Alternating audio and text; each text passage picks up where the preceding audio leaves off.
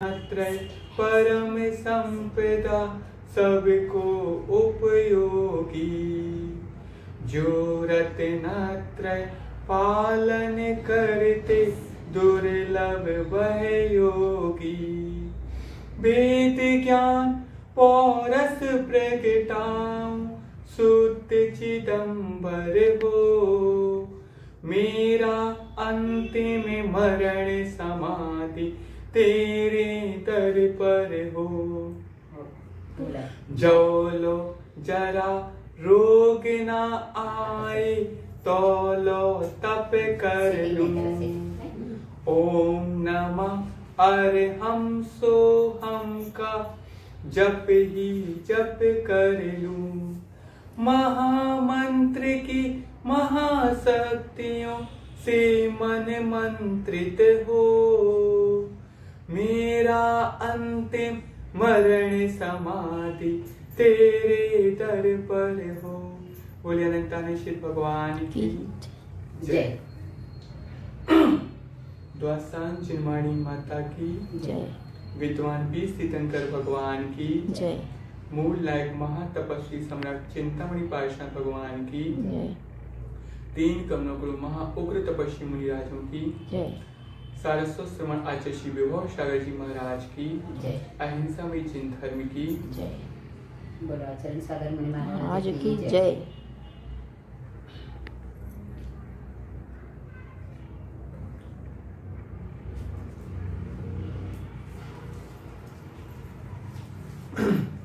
दिन रात मेरे स्वामी मैं भावनाएं भाऊं। देहांत के समय में तुमको न भूल जाऊं। तो ये समाधि भावना जो है बहुत उत्कृष्ट भावना शिवराम जी ने लिखी है। उसमें उन्होंने क्या भावना व्यक्त की? दिन रात मेरे स्वामी मैं भावनाएं भाऊं। देहांत के समय में तुमको न भूल जाऊं। तो वो तो लिख रहे हैं दिन रात मेरे स्वामी में भावनाएं भाऊं, लेकिन मैं तो ये कहता हूँ प्रतिपल प्रति क्षण हे भगवान, जब भी हमें मौका मिले, जब भी हमारी स्मरण में आ जाए, याद आ जाए, तब मैं यही भावना बारंबार भाता हूँ कि देहांत के समय में तुमको ना भूल जाओ। इसको सच्चे देव शास्त्र गुरुओं को, सच्चे नव देवताओं को, इनको बस ना भूल पाऊं। बाकी तीन लोग में जितने भी चराचर जीव हैं सबको भूल जाऊं। बस सच्चे नव देवताओं को एवं हमारे जो भी आरका माता जी, गणनी आरका माता जी, जो भी साधक हैं, धर्मात्मा श्रावक हैं, जो हमारे लिए धर्म संबोधन दे रहे हैं, तो सच्चे नव देवताओं को ना भूल पाऊं और जो भी त्यागी व्यक्ति उनको ना भूल पाऊं।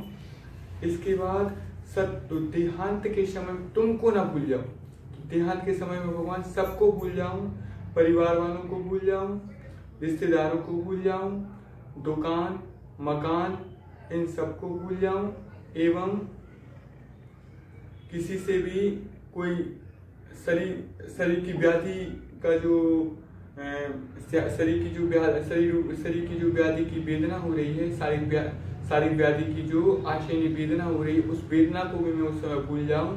बस सच्चे नव देवताओं को ना भूल पाऊं। तो सच्चे नव देवताओं का प्रतिपल प्रति क्षण उनका स्मरण करता रहूं, उनका सुमरन करता रहूं।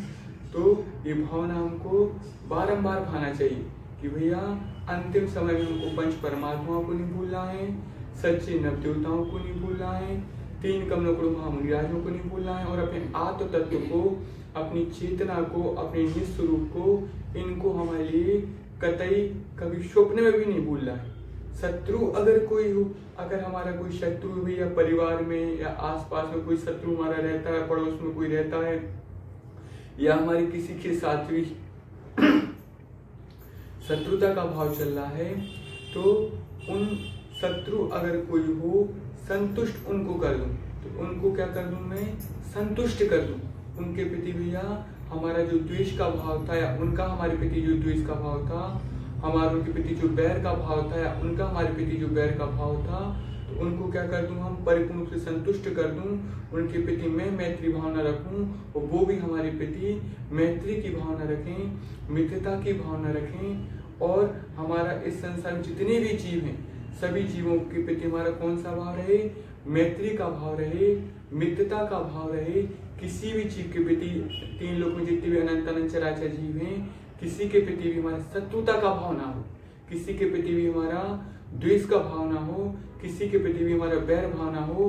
तो सभी जीवों से कोई अगर हमारा कट्टर शत्रु है, जिससे हमारी कई वर्षों से रंजिश चली आ रही है, कई वर्षों से हमारा उससे वाद विवाद चला रहा है, मन मुटाव चला आ रहा है, उससे भी मैं अंतरंग से, आत्मा के असंख्य प्रदेशों से क्या मांग लूं? क्षमा मांग लूं कि भैया आप अपने मन में या आत्मा के असंख्य प्रदेशों में मेरे प्रति कोई भी द्वेष की भावना नहीं रखना, शत्रुता की भाव नहीं रखना एवं बैर भाव नहीं रखना, और मैं भी आपके प्रति कोई भी कलुषित भावना या द्वेष की भावना, शत्रुता की भावना या बैर की भावना मैं भी अपने अंतरंग में, आत्मा के असंख्य प्रदेशों में मैं भी नहीं रखूंगा। तो मेरा तो उनके अंतरंग से, उनके अंतरंग में जो बैर रूपी कचरा विद्यमान है उसको मैं क्या करूं? अपने सम्यक वक्तव्य के द्वारा उनके अंतरंग से वो हमारे प्रति जो बैर रूपी कचरा है उसको मैं निकलवाने में समर्थ रहूं और समता का भाव धर के सबसे क्षमा कराऊं। तो समता का भाव धर के, समता का भाव रख के, समत्व का भाव रख के जितने भी जीव हैं सभी से मैं क्षमा मांग लूं। क्योंकि कभी कभी क्या होता है, जो बैर होता है एक तरफा बैर भी चलता है हमारा, कभी कभी किसी की हमारे लिए ऐसा लगता है ये तो हमारा भैया परम मित्र है, इससे हमारी घनिष्ठ मित्रता है, लेकिन कभी कभी क्या होता है उसके मन में हमारे प्रति शत्रुता के भाव चलते रहते हैं, हमारे प्रति द्वेष के भाव चलते रहते हैं। तो मैं उसके परिणामों को टटोल लूंगा, उसके भावों को टटोल लूंगा। उसके अगर हमारे प्रति द्वेष के भाव हैं या बैर के भाव हैं तो क्या करूंगा, उससे भी मैं अंतरंग से क्षमा मांगूंगा, उससे कहूंगा भैया आप हमें अंतरंग से परिपूर्ण रूप से क्षमा कर दें। आप क्षमा करने का क्या लोगे? तो किसी प्रकार से आप हमें क्षमा कर दें, मैं क्षमा प्रार्थी हूँ, आप हमें क्षमा दान देके कृतकृत्य करें, ऐसा अपन उससे आग्रह अनुग्रह कर सकते हैं। और त्यागूं आहार पानी और सद्विचार अवसर। तो मैं अंतिम समय में क्या करूं, 4 प्रकार के जो आहार होते हैं, खाद्य, श्वात, ले, पेय, ऐसे 4 प्रकार के जो आहार होते हैं उनको आगम के परिप्रेक्ष्य में भगवती आराधना ग्रंथ में, मरणकंडिका ग्रंथ में जो हमारे आचार्य भगवान शिवकोटि भगवान ने एवं आचार्य भगवान अमृत गति देव ने जो भी समाधि करने की जो ने विधि बताई है कि किस विधि से आहार जल का त्याग किया जाता है। जैसे इस आगम में आता है कि 4 वर्ष तक 12 साल की संलिखना ली जाती है। तो 12 साल की जो संलिखना ली जाती है उसमें 4 वर्ष तक क्या करना पड़ता है, काय क्लेश नाम का बहिरंग तप करना पड़ता है। और आगे क्रमबद्ध रूप से जो 6 रस होते हैं, दूध, दही, तेल, घी, मीठा, नमक, इनको भी क्रमबद्ध रूप से धीरे धीरे अपनी शक्ति के अनुरूप इन रसों का भी त्याग करना पड़ता है। और 4 वर्ष तक फिर रसों को, जो 6 रस होते हैं, इनको तस कर इनका त्याग करके अपनी रचना को भी क्या करना पड़ता है, बस में करना पड़ता है। और रचना को बस में करके, अपनी इच्छा को बस में करके, अपनी भावनाओं को बस में करके, अपनी जो भोज्य सामग्री के प्रति लुलुपता के भाव हैं, लंपटता के भाव हैं, जो उसके प्रति हमारी आसक्ति है, उसको मैं अनासक्ति में परिवर्तित करना पड़ता है। और शेष उम्र जो मैं 4 साल की उम्र और बची है उसमें क्या करना पड़ता है, तपस्या भी करना पड़ती है। और तपस्या करने के बाद भात यानी चावल और मठा लेना पड़ता है, फिर बाद में जल लेना पड़ता है। तो इस प्रकार से आगम में जो आया है उस विधि के अनुसार हमको क्या करना चाहिए, अन्न जल का त्याग करना चाहिए। तो जैसे 12 साल की अगर किसी साधक ने संलिखना ले ली है तो अपनी शक्ति के अनुरूप यथायोग यथाशक्ति क्या करना चाहिए, धीरे धीरे जो पहले भैया अब हमने जैसे दही का हमने आजीवन त्याग कर दिया, फिर बाद में तेल का आजीवन त्याग कर दिया, सभी प्रकार के तेलों का आजीवन त्याग कर दिया। फिर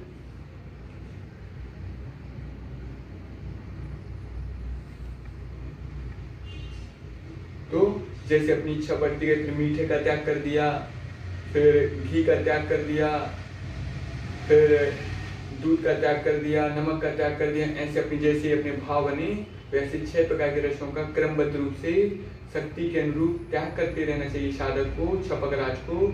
एवं ऐसा त्याग करने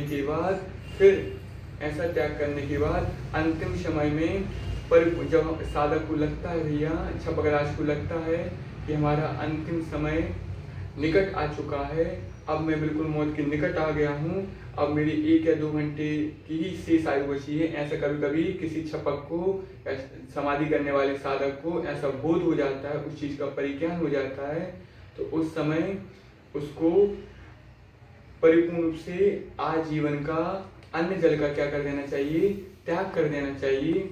और तो त्यागों आहार पानी, और अंतिम समय में औषधि का भी त्याग कर देना चाहिए कि भाई हम कोई प्रकार की औषधि ग्रहण नहीं करेंगे। तो त्यागों आहार पानी औसत विचार अवसर टूटे नियम ना कोई, दृढ़ता हृदय मिला। तो हमारे जो भी हमने नियम भूतकाल में लिए थे, जो भी संयम हमने भूतकाल में अंगीकार किए थे, वो भी हमारे कोई नियम संयम टूट ना पाए और हमारे हृदय में इतनी दृढ़ता रहे, हम अपने नियमों को दृढ़ता से, मजबूती के साथ, निर्दोष तरीके से, निर्तिचा पूर्वक उनकी परिपालना करने के लिए हम अथक प्रयास करेंगे। और प्राण जाए लेकिन प्रण न जाए, इस सूक्ति को आचरण में उतारते हुए इस सूक्ति को चरितार्थ करेंगे। और अपने जो भी 4 प्रकार का आहार, हमने बाद में 4 प्रकार का आहार का और औषधि का भी और जड़ी बूटियों का भी एवं अंग्रेजी दवाइयों का भी और देसी दवाइयों का भी क्या करना चाहिए, साधक को त्याग कर देना चाहिए। जागे नहीं कसाय नहीं वेदना सतावे, तो जो 4 प्रकार की कसाय होती हैं, इन 4 प्रकार की कसायों की शूलाभेद बन जाते हैं, 9 कसाय और होती हैं, ऐसी 25 कसायों को भी साधक को जितना बने उतना उनका त्याग कर देना चाहिए। जैसे अनंतानुबंधी कषाय है, अप्रत्यक्षण कषाय है, या प्रत्यक्षण कषाय का तो साधक त्याग कर ही सकता है। इस पंचम काल में भी अनंतानुबंधी या प्रत्यक्षण कषायों का त्याग किया जा सकता है। 9 कषाय जो होती है उनको भी यथाशक्ति जितना बने उनका त्याग करना चाहिए। तो जागे तो भगवान से विनती करते हैं, आग्रह करते हैं, अनुग्रह करते हैं कि हे भगवान, हे सर्वज्ञदेव, आपकी असीम अनुकंपा से, आपकी असीम कृपा प्रसाद से हमें कोई भी शारीरिक वेदना, मानसिक वेदना, वाचनिक वेदना न सताए और हम अंतिम समय में हमारे कोई भी जो कसाय होती 25 प्रकार की, वो कोई भी कसाय के भाव मनापटल में क्या ना हो, उत्पन्न ना हो, ऐसी भगवान से हम आग्रह अनुग्रह करते हैं। और हे चिन्ह भगवान, हमारी आपसे ही लो लगी हो। किससे लो लगी हो भगवान?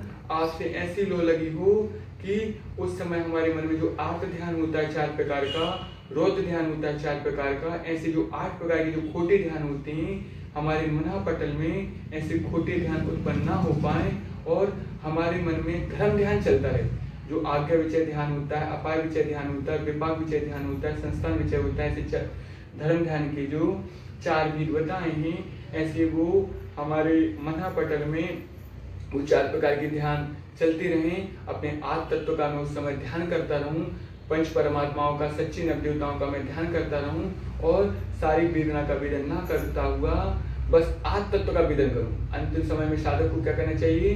सारी वेदना का वेदन नहीं करना चाहिए, उसको आत्म तत्व का, चेतना का वेदन करना चाहिए। स्व संवेदन की जो कला होती है उस कला को अपनाना चाहिए, स्वयं का अनुभवन करना चाहिए, स्वयं तत्व का ही अनुभवन करना चाहिए। हमारे भी मन पटल में क्या चल रहा है, मन में कौन सी विचारधाराएं प्रभावमान हो रही हैं, उनका भी चिंतन मनन करना चाहिए। कभी कभी क्या होता है, परिणाम बिगड़ जाते हैं साधक के, छपकराज के, तो वो परिणाम बिगड़ ना पाए, इसलिए अपने परिणामों को प्रतिपल प्रतिक्षण टटोलना चाहिए कि भैया भाई हमारे भावों में क्या चल रहा है। ऐसा तो नहीं हमारा परिवार वालों के प्रति या कोई भी घनिष्ठ रिश्तेदार के प्रति राग का भाव जो है वो तो उत्पन्न नहीं हो गया। अगर उत्पन्न हो गया है तो हमें वो राग का भाव उत्पन्न नहीं करना है, हमें तो बैराग भाव एवं विराग परिणति ही अपने मनापटल में उत्पन्न करना है।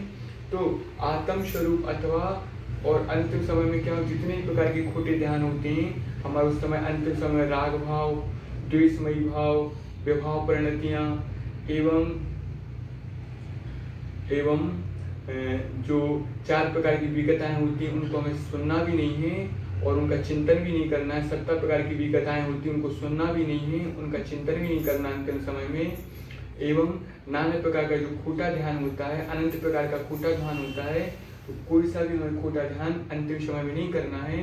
और आत्म स्वरूप अथवा अंतिम समय में साधक को क्या करना चाहिए, अपने आत्म स्वरूप का चिंतन करना चाहिए, उसी का मनन करना चाहिए, उसी का मंथन करना चाहिए, आत्म तत्व में लवलीन होने का प्रयास करना चाहिए, आत्म तत्व की अनुभूति करने का प्रयास करना चाहिए, आत्म तत्व में रमण करने का प्रयास करना चाहिए। एवं आराधना, 4 प्रकार की आराधना होती है, दर्शन आराधना, ज्ञान आराधना, चारित्र आराधना, तप आराधना। इन आराधनाओं का चिंतन करना चाहिए, इन्हीं के विषय 4 आराधनाओं का मनन करना चाहिए एवं 12 भावनाओं का भी चिंतन करना चाहिए, शून्यता भावना का भी चिंतन करना चाहिए और अपने आत्म तत्व का भी चिंतन करना चाहिए। और अरहंत सिद्ध साधु रटना यही लगा। तो बस मैं क्या करता रहूं, अनंत सिद्ध साधु का क्या करता रहूं, प्रतिपल प्रति क्षण उनका ही चिंतन करता रहूं।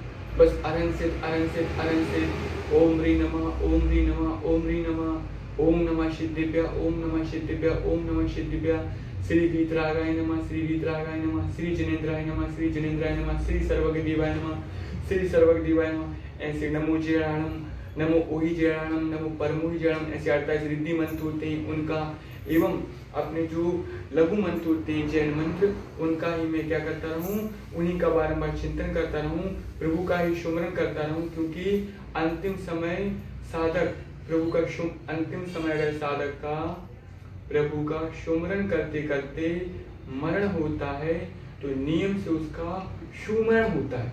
इसलिए साधक को क्या करना चाहिए, हमेशा छपक राज को अंतिम समय प्रभु का सुमरन करते करते ही क्या करना चाहिए, मरण करना चाहिए।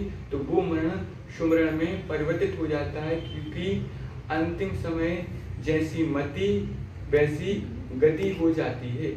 इसलिए अंतिम समय अगर साधक ने अपनी मति को सुमति में बदल लिया तो नियम से उसकी सुगति होती है, और अंतिम समय साधक की अगर कुमति हो जाती है तो नियम से कुगति होती है, नियम से दुर्गति होती है। इसलिए खेल कब का है, अंतिम समय का है। इसलिए साधक को, छपक को क्या करना चाहिए, अंतिम समय अपने भाव को इतना संभालना चाहिए, अपने भावों पर इतना ध्यान रखना चाहिए कि अभी हमारे अंतिम समय कौन से परिणाम चल रहे हैं, अभी आसपास में कौन चिल्ला रहा है, कौन रो रहा है, कौन चीख रहा है, कौन हमारे प्रति किसका हमारे प्रति मोह का भाव है, राग का भाव है, लगाव का भाव है। तो उनसे अपना ध्यान हटाते हुए बस अपने आत्म तत्व का ही चिंतन करना चाहिए, और आत्म तत्व का चिंतन करते हुए भेद विज्ञान का आलम्बन लेते हुए साधक को क्या करना चाहिए, नमो सिद्धाणम पंच परमात्माओं का सुमरण करते ही अपना सुमरण करना चाहिए। तो परमात्मा निकट हो चर्चा, धर्मात्मा निकट हो चर्चा धर्म सुनावे। तो धर्मात्मा क्या हो, हमारे हमेशा साधक को ये भावना भाना चाहिए कि भाई जब भी हमारा अंतिम समय आए तो अंतिम समय के आगमन पर हमारे आसपास धर्मात्मा जी भी हों, और हो सके तो 48 दिगंबर साधु, 48 दिगंबर साधु हों। तो 48 दिगंबर साधु अगर हमारे सन्निकट होंगे, हमारे पास में होंगे, तो उनके पावन पुनीत मुखारविंद से हम धार्मिक संबोधन सुनते सुनते अपने प्राणों का विसर्जन करेंगे। तो नियम से साधक की क्या होती है, सुगति होती है, सदगति होती है। तो हमेशा साधक को ये भावना भाना चाहिए कि हमारे आसपास में 48 दिगंबर साधु रहें, और वो हमारी उत्कृष्ट क्वालिटी की समाधि कराएं, उत्कृष्ट क्वालिटी की हमारी संलेखना कराएं, हमारे परिणामों को संभालते रहें, हमारे भावों को संभालते रहें। अगर हमारे परिणाम विकार भाव उत्पन्न होता है तो उन विकार भाव को वो निर्विकार रूप में परिवर्तित करने की भरसक चेष्टा करें। तो 48 साधुओं के आजकल बड़ी, यानी इस समय में पंचम काल में, इस कली काल में कोई बिरला ही जीव होता है जिसको अंतिम समय में 48 साधुओं का सत्समागम प्राप्त हो जाए और उनके पावन निर्देशन में साधक की उत्कृष्ट समाधि हो जाए। ऐसा बिरला ही अवसर देखने में आता है। तो क्योंकि 48 दिगंबर साधु मिलना बहुत दुर्लभ बात है, तो 48 दिगंबर भावना तो उत्कृष्ट ही रखेंगे, लेकिन अगर 48 ना मिले तो कम से कम 2 साधु जिनने कई साधकों की क्या करवाई है, समाधि करवाई है, तो वो जिनने कई साधकों की समाधि करवाई है, एवं जो अच्छे निर्यापक आचार्य हैं, जो अच्छे निर्यापकत्व का निर्वहन करते हैं। तो ऐसे निर्यापक आचार्य या निर्यापक साधु के पावन सानिध्य में ही हमारी परिपूर्ण अहिंसात्मक ढंग से शुभ भावों के साथ क्या हो, सुसमाधि हो, मेरी असमाधि ना हो। क्योंकि असमाधि के आगम में 20 कारण बताए हैं। तो असमाधि के 20 कारणों से साधक को हमेशा बचना चाहिए, आराधक को हमेशा बचना चाहिए, तभी वो कर्मों का परिपूर्ण रूप से विराधक बन पाता है। तो इस प्रकार से हमारे नेमिचंद जी जो पाटनी, डॉक्टर नेमिचंद जी जो पाटनी जी थे, उनकी समाधि आचार्य श्री विशुद्ध सागर महाराज जी के पावन पुण्य सानिध्य में एवं 19 आचार्य श्री समेत 19 साधक थे एवं एक गणनीय आर्का कुलभूषणमती माता जी थी, उनके पावन सानिध्य में उनकी समाधि हुई। तो शुभ भावों के साथ डॉक्टर नेमिचंद जी पाटनी जी की मेरे ख्याल से समाधि हुई है। उनकी विशेषता रही नेमिचंद जी पाटनी जी की कि उनसे पंडित जी ने कहा कि पंडित जी समय सारी की उनको गाथा सुना रहे थे आश्रय अधिकार की। तो उन्होंने कहा भैया आप हमें आश्रय नहीं करना, हमें कर्मों का भी समय, हमें तो निर्जरा करना है। तो आप समय सारी का जो निर्जरा अधिकार है उसकी आप हमें गाथा सुनाने की क्या करें, कृपा करें, अनुकंपा करें। तो उसको सुन करके हम अशुभ कर्मों की क्या कर सकें, निर्जरा कर सकें। तो उनकी नेमिचंद जी पाटनी जी की उनकी पहले गृहस्थ अवस्था में तो कोई प्रतिमा नहीं थी और उनने 5 अनुव्रत आचार्य श्री देवनंद जी से 5 अनुव्रत उन्हें आचार्य श्री देवनंद जी महाराज जी से अंगीकार किए थे, ग्रहण किए थे और उनकी परिपालना वो करते रहे। और फिर बाद में वो आचार्य श्री विश्व सागर जी के पावन सानिध्य में आए। अक्षय सागर महाराज जी, अक्षय सागर, उनसे मार्गदर्शन किया था। अक्षय सागर मुनिराज जी जो आचार्य श्री विद्यासागर जी के परम शिष्य हैं, उनसे भी उनने प्रमाण सागर जी, उसके बाद प्रमाण सागर जी, अक्षय सागर जी, प्रमाण सागर जी, महामुनिराज जी, इनका भी उनने क्या किया, अच्छा निर्देशन प्राप्त किया कि समाधि साधक को कैसे करना चाहिए, वानप्रस्थ आश्रम में या संन्यास आश्रम में साधक को कैसे प्रवेश लेना चाहिए, कैसे अपनी आत्मा का उत्थान और कल्याण और उन्नति करना चाहिए, उसका उनसे पावन निर्देशन प्राप्त किया। और इसके बाद आचार्य श्री विश्व सागर महाराज जी का जब उन्हें सत्समागम प्राप्त किया तो जब वो घर में थे तो परिवार वालों ने बहुत दबाव डाला कि भैया आप घर में रह के साधना करते रहो, घर में रह के आप तपश्चर्या करते रहो। लेकिन उन्होंने कहा नहीं, अब मुझे आप तो एक काम करो, बस विश्व सागर जी के दिव्य दर्शन हमें करना है। तो उनके पास हमें ले चलो, उनके पावन चरण में ले चलो, एक बार दर्शन तो करवा दो, बस दर्शन करके फिर अपन वापस आ जाएंगे। ऐसा उन्होंने घर वालों से कहा क्योंकि घर वाले मानने के लिए नहीं थे। तो इस प्रकार से उन्होंने घर वालों को इस प्रकार से कह के फिर बाद में जब वहां पहुंचे, गुरु की पावन सन्निधि में पहुंचे, तो उनकी सन्निधि में पहुंचकर उनने क्या किया कि भाग उनके परिणाम बदल गए और उन्होंने कहा भैया अब हम घर नहीं जाएंगे, अब तो हम गुरु के चरणों में ही उत्कृष्ट क्वालिटी की सुसमाधि करेंगे। तो ऐसे उन्होंने अपनी भावना व्यक्त की। तो आचार्य श्री विश्व सागर जी ने उनसे कहा भैया अभी हमारा बिहार चल रहा है, अन्य कॉलोनी में हम जा रहे हैं, तो वहाँ पे आपकी व्यवस्था नहीं बन पाएगी। तो उन्होंने कहा महाराज जी हमें तो चाहे बने ही व्यवस्था, अन्यथा ना बने, हमें तो आपके पावन चरणों में ही रहना है, हम इनको छोड़ के कहीं जाने वाले नहीं हैं। तो जब आचार्य विश्व सागर जी बहुत ज्यादा उनसे कहा तो उनकी आज्ञा को सुधार करते हुए उनने क्या किया, बस घर पे आ गए और घर में बाहर जो कंपाउंड था बाहर बैठे रहे। घर के अंदर जो कक्ष थे उन कक्षों में प्रवेश नहीं किया, कमरों में प्रवेश नहीं किया और घर के बाहर कंपाउंड में शाम तक रहे। और फिर बाद में वेदांत नगर में आचार्य श्री विश्व सागर जी की पावन सन्निधि में पहुंच गए और उनकी सन्निधि पा करके उनने 10 पहली प्रतिमा ली, दूसरी ली, ऐसे प्रतिमाओं को बढ़ाते गए और बढ़ाने के बाद उनकी 10 प्रतिमाओं को उनने अंगीकार कर लिया। और 10 प्रतिमाओं को धारण करने के बाद उनने क्या किया, अच्छी क्वालिटी वाला समाधि मान पूर्वक उन्हें किया। आचार्य विश्व सागर जी बहुत अच्छे निर्यापक आचार्य हैं, उनको समाधि उन्होंने अपने जीवन में कई साधकों की समाधि करवाई है। तो ऐसे उत्कृष्ट क्वालिटी के उनको निर्यापक आचार्य मिले जिनके नेतृत्व में, जिनके निर्देशन में और उनके संगत 18 और मुनिराज और कुलभूषण माता जी के पावन निर्देशन में उनने अपने अंतिम समय को संभाला।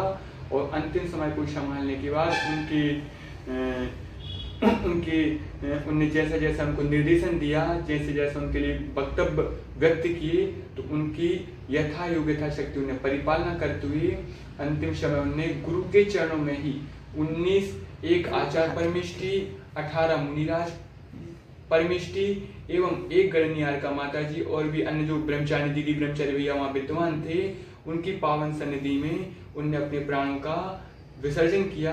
तो मैं यही भावना भाता हूँ कि नैमिचंद जी पाटनी जी अभी जहाँ पर भी हूँ, मेरी यही भावना है, क्योंकि आज से 1 साल पहले, आज से 2 साल पहले लगभग उनकी समाधि हुई थी। तो मेरी यही भावना है, क्योंकि जब समाधि हुई थी तो अंतिम समय की मेरी भावना है कि अंतिम समय के बहुत शुभ परिणाम रहे होंगे। तो शुभ परिणामों के साथ जब उनका मरण हुआ होगा तो उनकी नियम से मेरे ख्याल से शुभ गति भी हुई होगी।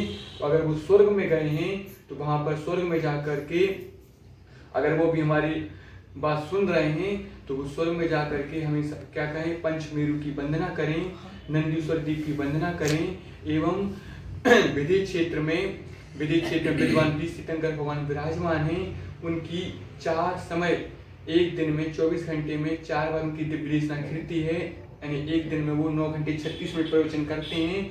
उनकी शास्त्रोक्त वाणी का वो रसास्वादन करें और एक भी समय भी ऐसा ना जाए जब वो उनकी वाणी ना सुन पाए।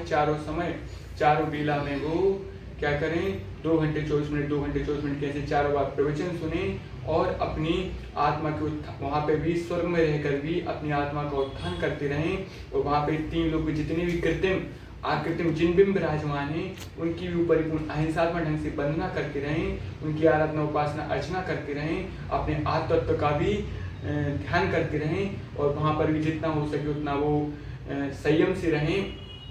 इसके बाद आगामी काल में जब उनकी स्वर्ग से आत्मा च्युत हो, तो च्युत होने के बाद जब वो मनुष्य, मेरी भावना है कि आगामी काल में फिर वो मनुष्य बने और मनुष्य बनने के बाद फिर मुनिराज बने और मुनिराज बन के निर्दोष चर्या की परिपालना करते हुए, निरतिचापूर्व व्रतों की परिपालना करते हुए, आत्म ध्यान करते हुए, आत्म तत्व में रमण करते हुए वो उस भाव में क्या करें, अपनी आत्म साधना करते हुए 4 घातीय कर्मों का वो क्षय करें और बाद में जब वो अनंत बन जाए, अनंत बनने के बाद में 4 अघातीय कर्मों का क्षय करके वो सिद्धत्व दशा को प्राप्त करें। तो मेरी यही भावना उनके प्रति कि वो मुश्किल से 3 भाव या 5 भाव ही धारण करें, अब ज्यादा वो संसार परिभ्रमण ना करें, ऐसी मेरी उनके प्रति पवित्र भावना है। और इसके बाद वो घर में रह के भी संसार शरीर भोगों के प्रति उदासीन रहने लगे थे।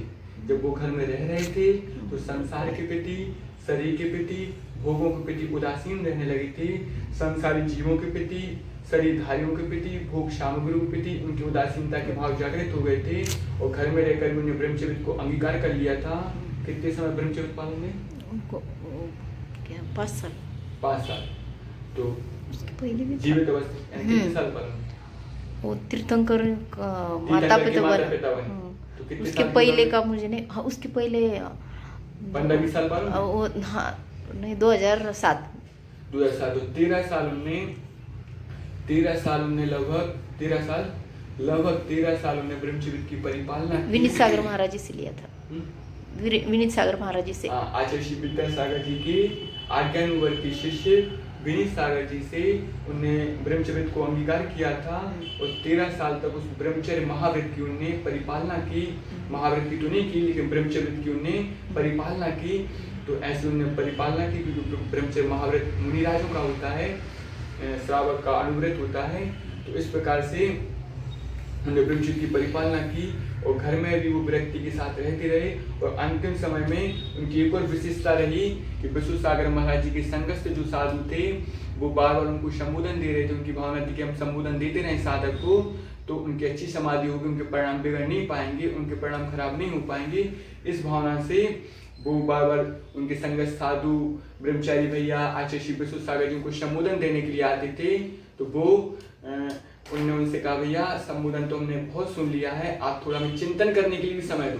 जो संबोधन हमने आपकी मुखारविंद से सुना है तो उस संबोधन पर हम क्या कर सकें, गहन चिंतन, गहन मनन, उसका मंथन भी कर सकें, अनुचिंतन भी कर सकें। तो उसके लिए थोड़ा आप हमें समय देने की असीम अनुकंपा करें। ऐसा उनने साधु परमिष्टियों से और आचार्य परमिष्टि से आग्रह किया।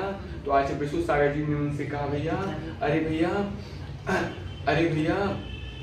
ये तो इनने तो बहुत बड़ी बात बोल दी, अपन तो ये बात भूल ही गए, अपन तो संबोधन पर संबोधन दे रहे हैं, उनको चिंतन करने का समय ही नहीं दे रहे। तो इन्हें तो बहुत बड़ी बात बोल दी, चिंतन करने का भी आप हमें समय दें। तो धन्य इनकी कितनी अच्छी भावना है, कितनी पवित्र भावना है, कितना इनका इस विषय पे गहन चिंतन बना कि आप हमारी चिंतन करने का समय दें। जिस विषय को आप प्रतिपादित कर रहे हो उस विषय पर हमें विचार विमर्श चिंतन मनन करने का भी आप समय दें। तो ऐसी भावना मैंने तो अपने जीवन में मैंने यानी आचार्य सागर जी ने यानी हमने कभी भी किसी साधु के मुख से या श्रावक के मुख से ऐसी मैंने कभी सुनने में नहीं आया कि उन्होंने कभी किसी साधु से कहा हो कि भैया आप हमें चिंतन करने का समय दें। आप संबोधन पे संबोधन तो दिए जा रहे हो, लेकिन उस संबोधन पे हमें चिंतन करने का समय कब दोगे आप? तो उस पर भी हमें चिंतन करने का आप समय देने की कृपा करें। तो ऐसा इनकी ये बहुत बड़ी विशिष्टता हो गई, ये बहुत बड़ी विशेषता हो गई। तो ये अच्छी बात है। ये बिरले ही साधकों के अंदर से परम जागृत होते और फिर उन्होंने घर का भी त्याग कर दिया, अंग्रेजी दवाइयों का भी त्याग कर दिया और अन्य जल का त्याग कर दिया। तो चारों प्रकार के आहार का त्याग कर दिया, परिवार का भी त्याग कर दिया, औषधियों का भी त्याग कर दिया, देसी विदेशी दोनों प्रकार की औषधियों का त्याग करके उनने समतामयी भावनाओं से ओतप्रोत होकर अपने प्राणों का त्याग किया। तो मेरी यही भावना है कि भैया उनको सुगति की प्राप्त 2 साल पहले जो आज उनका सुमरण हुआ है, 2 साल पहले जो उनका सुमरण हुआ है, तो उनको सुगति की प्राप्ति हुई होगी निश्चित से। और मेरी यही भावना है कि भगवान की वाणी को वो सुने भी और सुन करके आत्मसात भी करे। विदेश क्षेत्र में रोज जाएं और शिव मंदिर युग मंदिर भगवान की दिव्य देशना का रसास्वादन करते रहें और उनकी मांगलिक वाणी को वो सुनकर आत्मसात करें। उनके जीवन में उनकी देव पर्याय में वो हैं अगर अभी, तो उनके भावों में तब परिवर्तन आए कि देव अवस्था में भी रहते हुए वो बैराग भाव से देव अवस्था में रहने के बाद भी उनके अंदर बैराग भाव मनापटल में उनके अंदर ज्यादा विद्यमान रहे। वो देव अवस्था में भी संसारी भोगों के प्रति अनासक्ति के भाव रखते हुए, विरक्ति के भाव रखते हुए और बैराग भाव के साथ वो देव पर्याय में भी रहे। मेरी यही उनके प्रति उनसे यही हमारा अपेक्षा है, उनसे यही अपेक्षा कि वहाँ पे वो बैरागी मई भावों के साथ विद्यमान रहें और अपनी आत्मा का कल्याण करने में अग्रसर रहें। तो इस प्रकार से उनकी सुसमाधि हुई है। तो मेरी भी भावना है इनको देखो, अंतिम समय में बिरले कोई जीव होते हैं जिनका मरण गुरु के शान में होता है, क्योंकि गुरु के सानिध्य में बिरले लोगों का मरण होता है। अंतिम समय व्यक्तियों का मरण जो होता है किसी का हॉस्पिटल में होता है। जैसे मान के चलो कांजी थे, कांजी जो इतने बड़े आध्यात्मिक पुरुष कहलाते हैं, तो उनका भी मरण जो हुआ है, उनका जैसे लोग हॉस्पिटल में मरण हुआ था। इतने आध्यात्मिक पुरुष उनके अनुयायियों को मानते हैं, तो उनका मरण भी जैसे लोग हॉस्पिटल में हुआ था। अरे उस अपन अच्छी बात बोल रहे हैं। तो जैसे लोग हॉस्पिटल में हुआ था, उनके मरण के समय कोई साधु परमिष्टि विद्वान नहीं था, कोई आचार्य परमिष्टि या गणनीयार का कोई भी ब्रह्मचारी दीदी भैया थी, ये तो मैं नहीं पता, लेकिन उनकी मरण हॉस्पिटल में हुआ था, जसलोक हॉस्पिटल में हुआ था। और वहां पे कोई साधु परमिष्टि, आचार्य परमिष्टि, आरका माता जी विद्वान नहीं थी। लेकिन भैया का इतना तीव्र पुण्य है, इन भैया का इतना तीव्र पुण्य है नेमिचंद जी पाटनी का, कि इनके लिए अंतिम समय में 18 दिगंबर तपोधन मिल गए, आचार्य परमिष्टि मिल गए और गणनीयार का माता जी मिल गई। मंदिर का भी पावन परिसर मिल गया। राजा बाजार औरंगाबाद में इनकी सुसमाधि हो गई और सुसमाधि होने के बाद इनको उन साधुओं का कितने दिन का सानिध्य मिला? 15 दिन का उनका सानिध्य मिला। 15 दिन तक गुरु महाराजों का उनको उद्बोधन मिलता रहा, उनका वक्तव्य मिलता रहा कि समाधि साधक को कैसे करना चाहिए। वो समाधि करने की कला वो बार बार वो साधक उनको सिखाते रहे। और इसके बाद उनने अपनी मृत्यु जन्म महोत्सव तो सब मनाते हैं, जन्मोत्सव तो सब मनाते हैं, लेकिन उनने नेमिचंद जी पाटनी जी ने अपना मृत्यु महोत्सव बना लिया। तो उनके सत्कर्मों का ही सुफल है कि उन्होंने अपना मृत्यु महोत्सव अपने स्व पुरुषार्थ के द्वारा बना लिया। तो ऐसा ही मृत्यु महोत्सव मैं भी बना सकूं, मुझे भी अंतिम समय में 48 साधुओं का सानिध्य प्राप्त हो, अच्छे चर्यावंत चर्यानिष्ठ साधकों का, अहिंसक साधकों का मुझे भी सानिध्य प्राप्त हो। मैं भी ये भावना पाता हूँ। तो मेरी नेमिचंद जी की एक जो लड़की हैं उनने अपनी बच्ची को भी इतने अच्छे सुसंस्कार दिए कि उनकी एक बेटी ने क्या किया, आजीवन का अखंड ब्रह्मचर्य ले लिया। तो बिरले ही ऐसे माता पिता होते हैं जिनके यहाँ पे ऐसी संतान उत्पन्न होती है जो आजीवन का अखंड ब्रह्मचर्य ले, क्योंकि माता पिता अगर संस्कार नहीं देते हैं तो बच्चे सुसंस्कारक नहीं बनते। तो उनने भी संस्कार दिए थे और दीदी का भी स्वयं का पुरुषार्थ था। उनकी एक बच्ची ने आजीवन का अखंड ब्रह्मचर्य ले लिया और घर में रह के वो साधना में संलग्न है, तपस्या में संलग्न है। तो इस प्रकार से उनने अपने परिवार में, उनके घर में एक चैत्यालय भी विराजमान है। तो बिरले ही घरों में जिन चैत्यालय रहता है, जहाँ पे जिन भगवान विराजमान रहते हैं, उनकी पावन वरणाएं उस बिल्डिंग में, उस भवन में विद्वान रहती हैं। उनके घर में शास्त्रों का भंडार भी है, बहुत सारे शास्त्र विद्वान हैं। तो उन शास्त्रों का उन्होंने अपने जीवन में बहुत अध्ययन भी किया और अध्ययन करने का जो शास्त्रों में पंक्तियां लिखी थी उनको उन्हें पढ़ा ही नहीं है, उनको आचरण में उतारने का, जीवन में उतारने का उन्हें भरसक अथक प्रयास भी किया, ऐसा उनके परिवार वालों ने हमें बताया है। तो उन्होंने अपने जीवन में जो पढ़ा है उसको लिखने का और आचरण में उतारने का प्रयास भी किया, उसको अपने जीवन में ढालने का प्रयास भी किया। तो ऐसा उन्होंने किया। उनके घर में बड़े बड़े ग्रंथराज विद्वान हैं, चंद्रप्रभु भगवान मूल नायक उनकी प्रतिमा विराजमान है। वो मंदिर का कंपाउंड भी अलग है। तो वहाँ पे जिन भगवान की आराधना उपासना अर्चना होती रहती है, स्वाध्याय वगैरह वहाँ पे उस जिन चैत्यालय में होता रहता है और दीदी वगैरह उनकी पत्नी वगैरह भी वहाँ पे साधना में संलग्न रहती हैं। तो इस प्रकार से जो क्या नाम है, तो इस प्रकार से उनकी समाधि हुई। और इसके बाद उनने उनकी भावना क्या थी, हमें हॉस्पिटल में मरण नहीं करना, हमें तो गुरु चरणों में मरण करना है। तो परिवार वालों ने उनके ऊपर से घुमा फिरा करके उनने बात की और घुमा फिरा के बात करके किसी प्रकार से जो उनके अंतरंग की भावना थी कि भैया हमारा जो मरण है कहाँ हो, गुरु चरणों में हो और गुरु का पावन दिव्य संदेश सुनते सुनते पंच परमात्मा का सुमरण करते करते मेरा मरण हो। तो इस भावना से उनने जो उनकी भावना थी उस भावना को उन्हें साकार कर लिया। तो उनके प्रति हमारी यही भावना है कि आगामी काल में वो 2, 3 भाव में या 5 भाव में या 7 भाव में वो सिद्धत्व दशा को प्राप्त करें। यही मेरी उनके प्रति पवित्र भावना है, उज्ज्वल भावना है, समुज्ज्वल भावना है। बोलो वर्धमान स्वामी की जय। बोलो आचरण सागर महाराज की जय।